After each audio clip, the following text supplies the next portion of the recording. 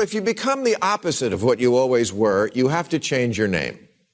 It's become a trend in America these days, morphing into something completely different from what you were founded as, but still pretending you're the old you. Finally, new rule, there's nothing wrong with not having an opinion on something, especially if you don't know what the fuck you're talking about.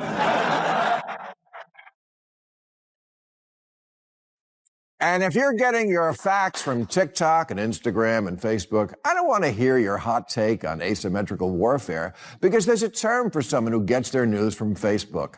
Mom. Bill Maher has launched his attack on woke brands, calling them out for their weak strategies and exposing why it's all falling apart. The comedy Fire brand didn't censor himself as he laid bare why many of these companies are imploding. The takedown was brutal, direct, and unfiltered. So, smash the subscribe button and begin. TLC stands for the Learning Channel. They used to have shows like Learn to Read and Ready, Set, Learn.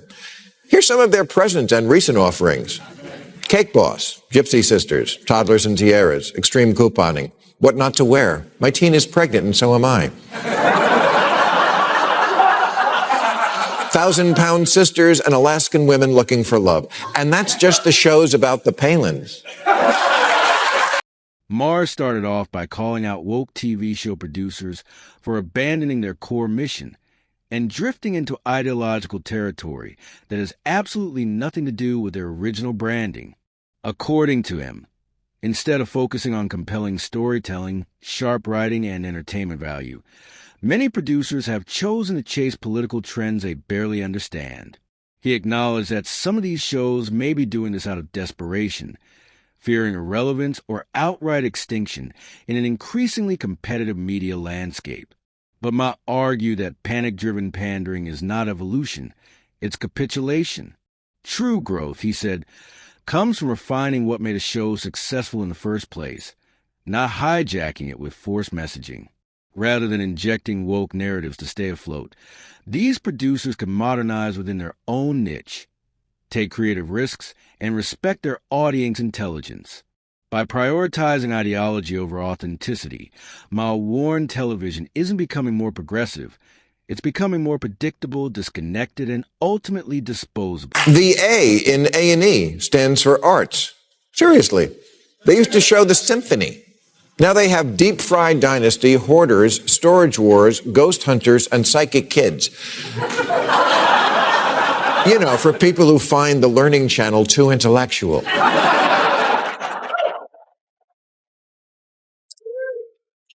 The History Channel has no history, and MTV has no music.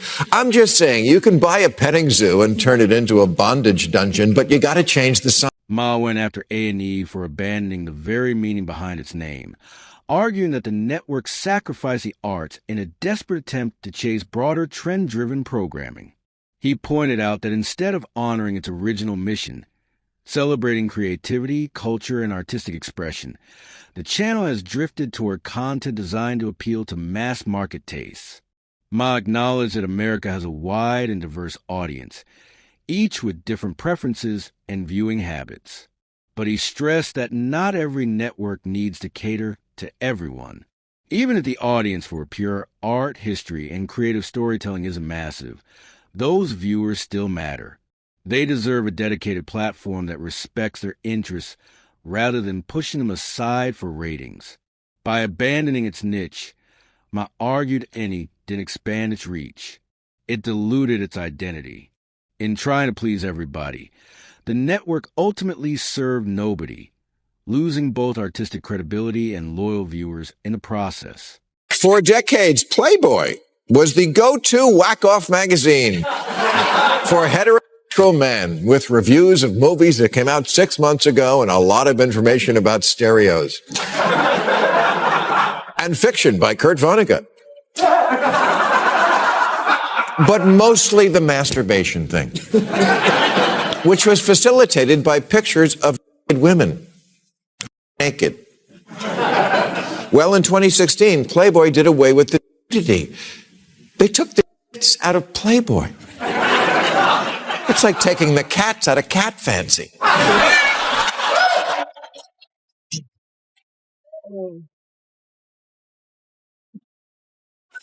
Last year, Playboy put a gay man on the cover, which I guess we're supposed to celebrate, even though it was 2021 and there's already a dozen magazines for gay guys, 13 if you count Martha Stewart Living. Playboy magazine also fell under Maher's microscope as he criticized the brand for abandoning the very formula that built its fame, influence, and financial success. According to Maher, Playboy didn't simply evolve with the times. It panicked and bowed to pressure from woke activists, discarding its identity in an attempt to appear morally fashionable. What followed, he argued, was entirely predictable. The magazine lost its cultural relevance, confused its core audience, and offered nothing distinctive to attract a new one. By rejecting what made it unique, Playboy became just another bland publication in an already crowded media space. Maher pointed out that this abrupt ideological pivot didn't revive the brand or win public approval. Instead, sales plummeted, investor confidence dropped, and the company's stock took a sharp nosedive. In trying to please critics who never supported the brand to begin with, Playboy sacrificed its loyal base and paid the price for it. 59% of consumers now will buy a product or boycott a product based solely on the political stance a company takes.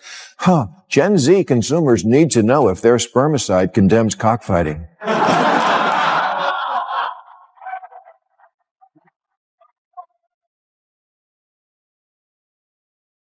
Disney didn't want to get into a big pissing match with Ron DeSantis about grade school, but its employees sure did, so they had to.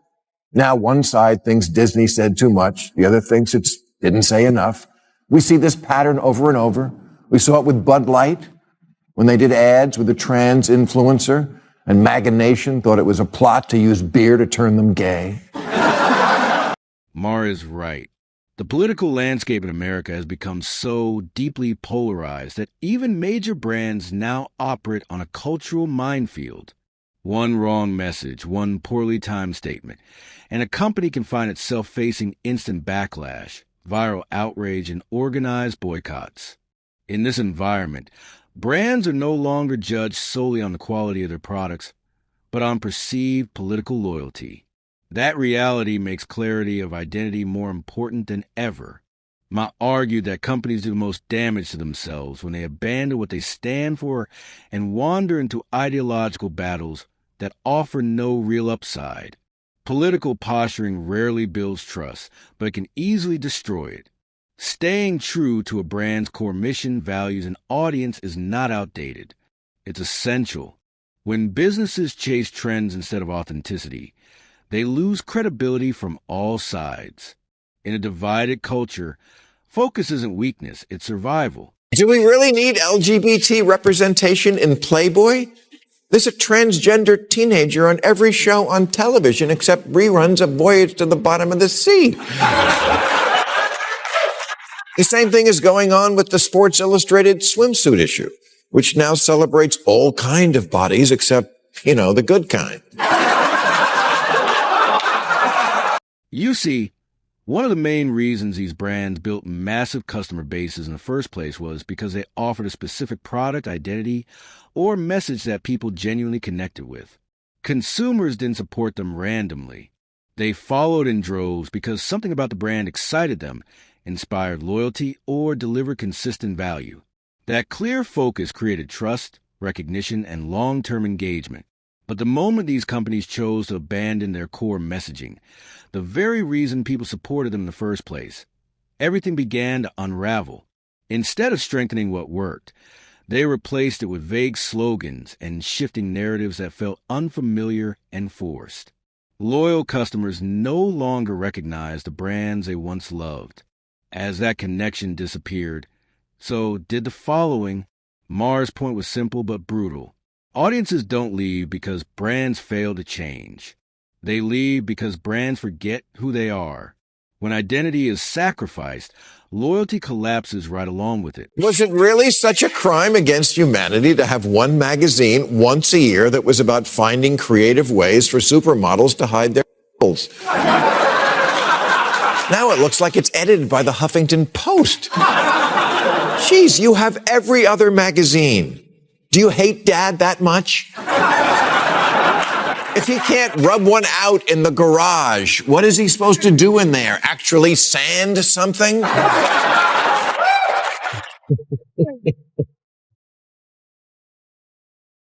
This is not progress. You haven't reformed the soft-core gentleman masturbator. You've driven him to creepy.com. Interestingly, these changes were supposedly introduced to educate, enlighten, and reshape the audience's thinking, but the experiment backfired badly. Instead of feeling informed or inspired, viewers felt lectured, talked down to, and emotionally disconnected from the content they once enjoyed. The messaging came across as forced rather than organic, turning entertainment into instruction manuals no one asked for. As a result, audiences didn't become more engaged. They tuned out. Worse still, many were pushed toward unconventional and alternative sources to satisfy their interests, curiosity, and unmet desires. Platforms outside the mainstream stepped in to provide what traditional media no longer would: authenticity, entertainment, and open conversation. Maher argued that this unintended consequence made the situation even worse. By abandoning balance and creativity, these brands didn't guide public taste. They fractured it.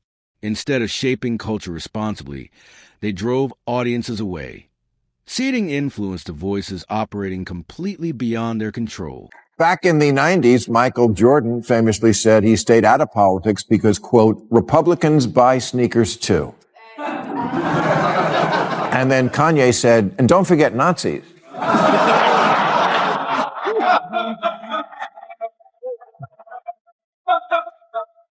But the days when someone could say that and keep their opinions to themselves, those days are gone. Big Brother says that having no opinion is not an option anymore. You must participate in this online circle jerk, or you will be seen as an insensitive prick who's single-handedly obstructing much-needed progress in the world. Did you post a black square? No? Well, that's why there's still racism. Maher pointed to Michael Jordan as an example of a far more practical and disciplined approach, noting how the basketball legend famously chose to stay out of politics in order to protect and grow his brand. Jordan wasn't driven by political ideologies or philosophical crusades. He was focused on business performance and building something that could resonate with everyone by refusing to take partisan sides. He allowed his brand to transcend divisions and reach a global audience. Maher argued that this decision wasn't cowardice, but clarity. Jordan understood that not every platform needs to double as a political megaphone. Sometimes restraint is wisdom. In a culture obsessed with turning every product, celebrity, and conversation into a political statement, Maher suggested there's value in neutrality. Businesses exist to serve customers, not lecture them. Not everything must be politicized. When entertainment, sports, and commerce are allowed to simply be what they are, they often unite people far more effectively than ideology ever could. Valentine's Day, which was always a day to celebrate coupledom. It wasn't complicated. Flowers, chocolates. And yet, every year now, I more and more hear this idea that Valentine's Day is also a day to celebrate being alone. Be your own Valentine. That's right. On the one day was specifically set aside to honor bonding between two people. Don't do that. Make it about the opposite of that. Be your own Valentine. Get your own cheap, stale chocolates at CVS.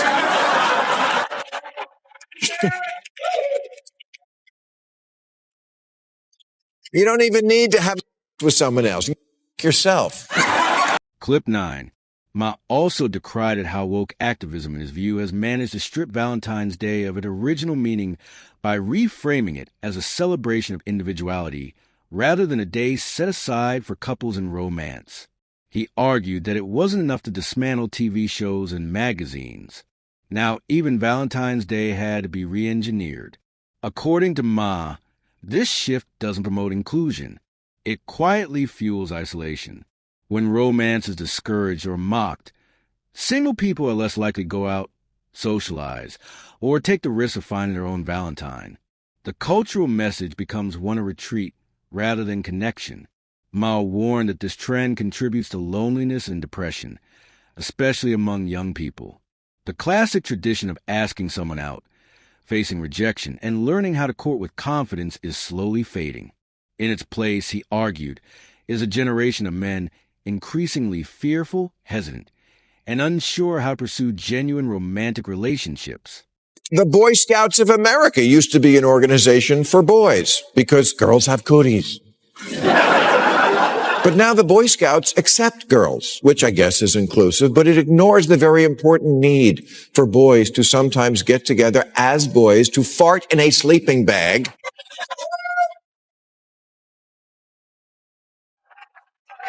and laugh at that, which girls don't find funny. It also ignores the fact that there has always also been a scout troop for girls. You may have heard of it. The Girl Scouts.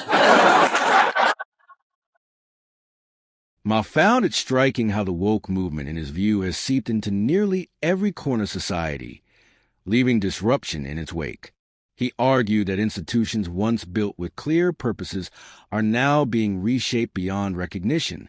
As an example, he pointed to the Boy Scouts, which now includes girls, even though the Girl Scouts already exist. And even if they didn't, Maher questioned what would truly prevent the creation of a separate organization designed specifically for them. To him, the issue isn't inclusion, but the erosion of distinction. When every space must serve everyone, he argued, those spaces lose their meaning altogether.